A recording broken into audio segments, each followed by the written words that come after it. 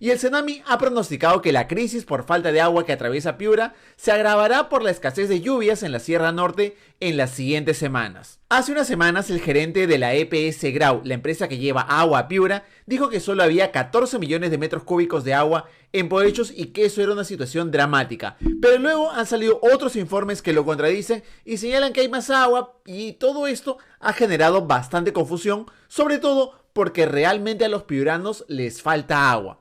Por eso contactamos con el periodista piurano Carlos Chunga para que nos aclare esta situación. Carlos, ¿a qué se deben estas diferencias en la medición de la cantidad de agua? Al proyecto Chirapiura es a la entidad a la que le corresponde hacer estudios, ¿no? Por ejemplo, de batimetría, que son estudios técnicos para medir la cantidad de agua que hay en el reservorio de Poechos, en el reservorio de San Lorenzo, ¿no? La cantidad de sedimento que hay. Y ellos hace 2 semanas, si no me equivoco, entre el 22 y 23 de octubre, dijeron hay 95, 96 millones de metros cúbicos de agua, porque precisamente ya se estaba hablando de una escasez hídrica, ¿no?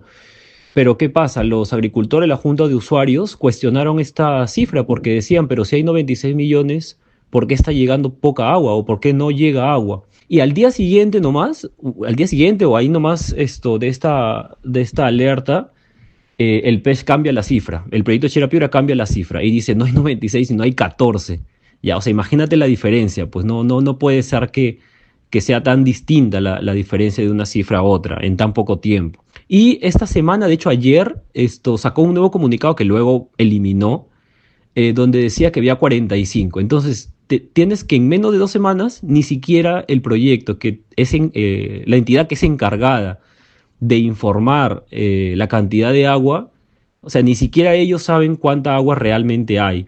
Y de hecho, cuando se habla, por ejemplo, de descolmatación de Poechos, todos son estimaciones, no hay ningún estudio claro sobre realmente cuál es la cantidad de sedimento que hay, porque se dice que Poechos ha reducido su capacidad al 40%, al 30%, pero todas estas son estimaciones, no sabemos con claridad cuánto hay. ¿Por qué? Porque no hay estudios. ¿Y quién se encarga de hacer esos estudios? El proyecto Chirapiura. Y sobre todo, ¿lo que tienen es suficiente para la demanda que tendrán en los próximos meses? Es importante, digamos, saber esto porque es el proyecto el que da luz verde para las siembras.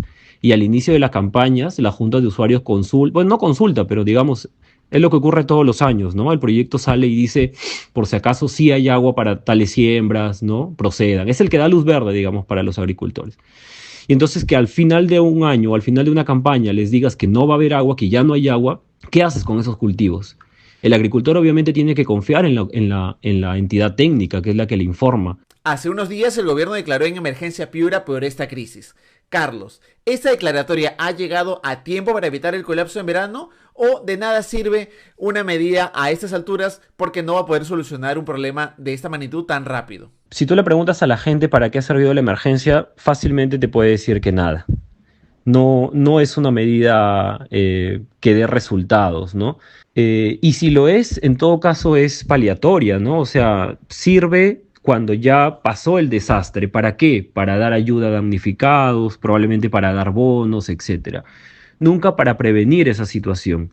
Situación que además se ve todos los años. O sea, en Piura todos los años pasamos de una inundación a una sequía, de una inundación al inicio de año a una sequía a fin de año, todos los años, con diversas intensidades, claro está. Yo el año pasado hice un balance de cuántas declaratorias solamente por lluvias había habido en Piura y encontré 24 declaratorias en los últimos 6 años. 24 declaratorias son 1.380 días en emergencia. Esto equivale a 4 años prácticamente, casi 4 años.